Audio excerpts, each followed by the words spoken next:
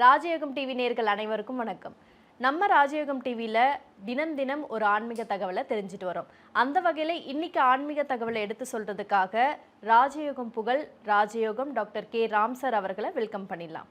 வணக்கம் சார். வணக்கம் சார். பொதுவாக ஆன்மீக தகவலில் புது புது விஷயங்களை நம்ம பகிர்ந்துட்டு வரோம் சார். அந்த வகையில் இன்னைக்கு படுக்கைக்கு எதிரில் கண்ணாடி இருந்தால் நல்லதா கெட்டதா அப்படின்னு சில பேர் விவாதிக்கிறாங்க. இன்னும் சில பேர் பார்த்தீங்கன்னா ஒரு ஃபேண்டசிக்காக இப்போ மாடர்ன் வேர்ல்டில் அதெல்லாம் வச்சு இருக்கிறதும் உண்டு.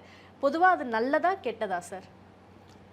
படுக்கைக்கு எதிரில் கண்ணாடி இருந்தால் நல்லதா கெட்டதா அப்படிங்கிறதுக்கு மேலே படுக்கை ரூமில் படுக்கை அறையில் கண்ணாடி இருந்தது அப்படின்னா அது மிகப்பெரிய ஆபத்து அப்படிங்கிற ஒரு அமைப்பும் நிறைய பேர் பேசிக்கிட்டு இருக்காங்க அப்படிங்கிறது உண்மை.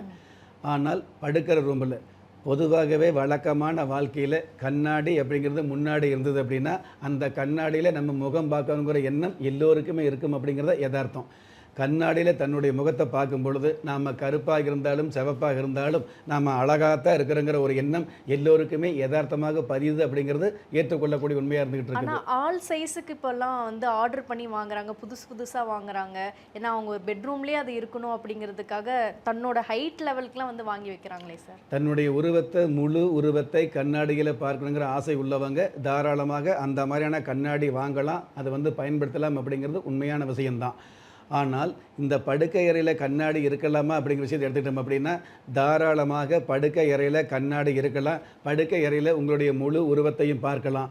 ஆனால் இதே படுக்கை அறையில் நீங்கள் பிறந்த மேனியோடு இருக்கும் பொழுது கண்ணாடியை பார்த்தீங்க அப்படின்னா உங்களுடைய ஜாதக ரீதியான பிறந்த ஜாதகப்படி இருக்கக்கூடிய யோகங்கள் தடை ஏற்படும் அப்படிங்கிறது முக்கியமான உண்மையாக இருந்துகிட்டு இருக்குது. அப்படிங்கிறது மறுக்க முடியாத உண்மையாக இருந்துகிட்டு இருக்குது.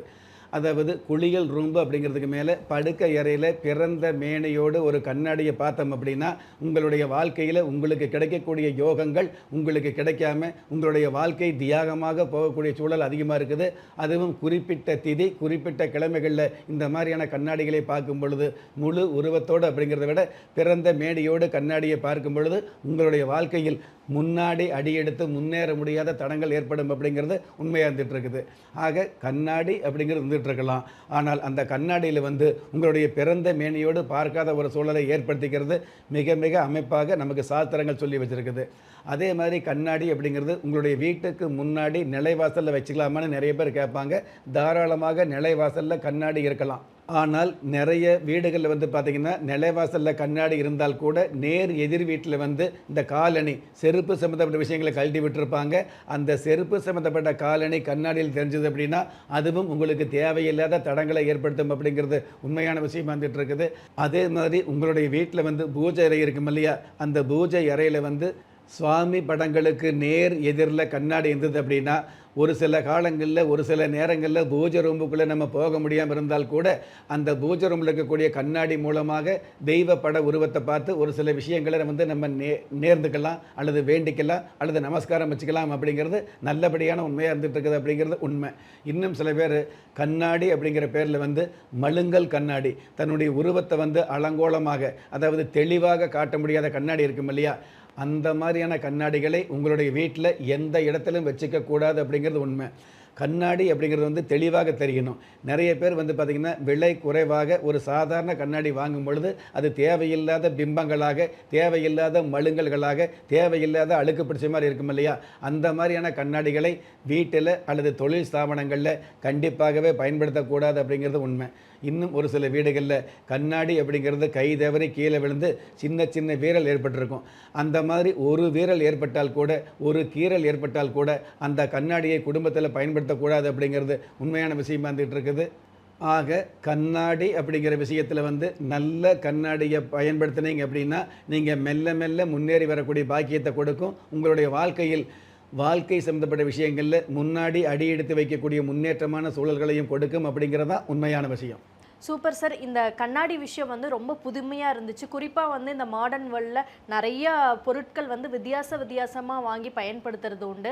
அது நம்மளுக்கு ஜாதக ரீதியாக இல்லை நமக்கு பொதுவாக அது செட் ஆகுமா ஆகாதா அப்படிங்கிறது தெரிஞ்சுட்டு பயன்படுத்தணும் அப்படின்னு சொல்லிட்டு ரொம்ப ஆன்மீக ரீதியாக தெள்ள தெளிவான விளக்கத்தை கொடுத்தீங்க சார். இதில் ஒருவேளை தெரியாமல் நாங்கள் பயன்படுத்தியிருப்போம், அப்போ நாங்கள் பயன்படுத்திட்டோம்னா என்ன பண்ணுறது, அதை நாங்கள் ரொம்ப காஸ்ட்லியாக வாங்கிட்டு தூக்கியும் போட முடியாது. ஒருவேளை குலதெய்வ விருட்சத்தை வழிபட்டோம்னா இந்த இந்த மாதிரியான பிரச்சனைகள் தீருமா அப்படின்னு சில பேர் கேள்வி கேட்டிருந்தாங்க சார். அதுக்கு என்ன சார் நீங்கள் சொல்கிறீங்க? இல்லை, பொதுவாகவே தன்னுடைய வாழ்க்கையில் தெரிஞ்சோ தெரியாமலோ நிகழக்கூடிய தவறுகளுக்கு ஒரு மிகப்பெரிய பிராயச்சித்தம் அப்படிங்கிறது ஆன்மீக வழிபாடு தான். அதுக்கு குலதெய்வ விருட்சம் தான் அப்படின்னு எடுத்துக்க முடியாது. ஆன்மீக வழிபாடு இருந்ததுனாலே போதும் நீங்கள் அப்பட்டமான மேன்மைகளை சந்திக்க முடியும் அப்படிங்கிறது அப்பழுக்கற்ற உண்மையாக இருந்துகிட்டு இருக்குது. இந்த கண்ணாடி சம்மந்தப்பட்ட விஷயங்களில் நிறைய பேர் ரொம்ப ஆசைப்பட்டு உங்களுடைய ஆசை அதிகமாக இருக்கிறதுனால ஓசையே இல்லாமல் ஒரு சில தவறுகள் நடக்குது அப்படிங்கிறத உண்மை. அந்த மாதிரி கடந்த காலங்களில் சாஸ்திரத்திற்கு எதிர்மறையான ஏதாவது தவறுகள் இருந்தது அப்படின்னா அந்த தவறுகளிலிருந்து உங்களை தற்காத்து கொள்வதற்கு உங்களுடைய குலதெய்வ வழிபாடு அல்லது உங்களுடைய ராசிப்படி வழிபாடு அல்லது உங்களுடைய லக்னப்படி வழிபாடு அப்படிங்கிறத நீங்கள் வச்சுக்கலாம். இது எல்லாவற்றுக்கும் மேலாக ராசிப்படி, லக்னப்படி, உங்களுடைய மாத தேதிப்படி, மாதாந்தரப்படி, வருடப்படி இருக்கக்கூடிய திதி தேவதைகளுக்கு உண்டான வழிபாடு அப்படிங்கிறது மிகப்பெரிய சிறப்பாக இருந்துகிட்டு இருக்கும். இப்போது தின தேவதைக்கு இன்றைக்கி வழிபாடு வச்சுக்கலாம், ஆனால் மாத தேவதைக்கு இன்றைக்கி வழிபாடு வைக்க முடியாது. ஆக இந்த மாத தேவதை, தின தேவதை, வருட தேவதை சம்மந்தப்பட்ட விஷயங்களுக்கு உண்டான பூஜை மந்திரங்களால் பூஜிக்கப்பட்ட இந்த குலதெய்வ விருட்சம் அப்படிங்கிறது உங்கள் வீட்டில் இருந்தது அப்படின்னா உங்களுடைய குடும்பத்தில் நீங்கள் செய்யக்கூடிய தவறு அப்படிங்கிறத விட குடும்பத்தில் மற்றவங்க செய்யக்கூடிய தவறுகளிலிருந்து நிவர்த்தி கிடைக்கக்கூடிய அல்லது தற்காத்து கொள்ளக்கூடிய மிகப்பெரிய பாதுகாப்பு இந்த குலதெய்வ விருட்சத்துக்கு உண்டான சிறப்பு.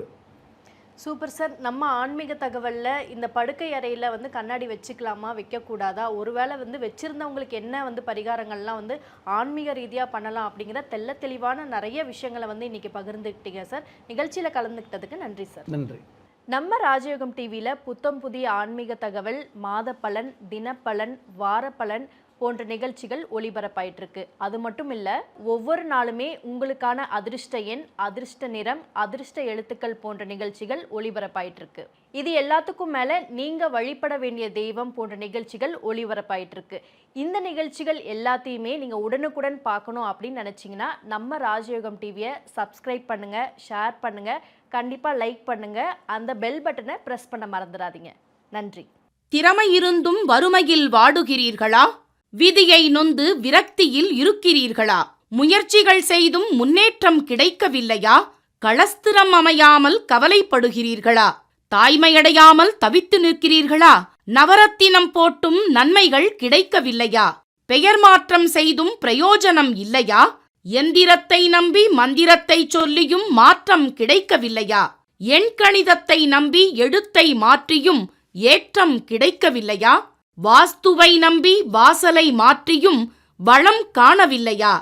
ஹோமத்தை வளர்த்து யாகத்தை செய்தும் யோகத்தை காணவில்லையா? திரும்பிய பக்கமெல்லாம் திண்டாட்டங்களையே சந்தித்த உங்களை யார் கைவிட்டாலும் ஆன்மீகம் கைவிடாது.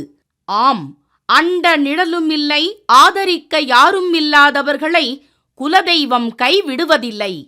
கிள்ளி கிடைக்கக்கூடிய யோகங்களை அள்ளிக் கொடுக்கக்கூடிய ஆன்மீக அற்புதம் குலதெய்வ விருட்சம். திக்கற்ற யாவரும் ஒப்பற்ற பயன்பெற வாங்கி பயனடைவீர். குலதெய்வ விருட்சம். குலதெய்வ விருட்சம் குடும்பமே சுபிட்சம்.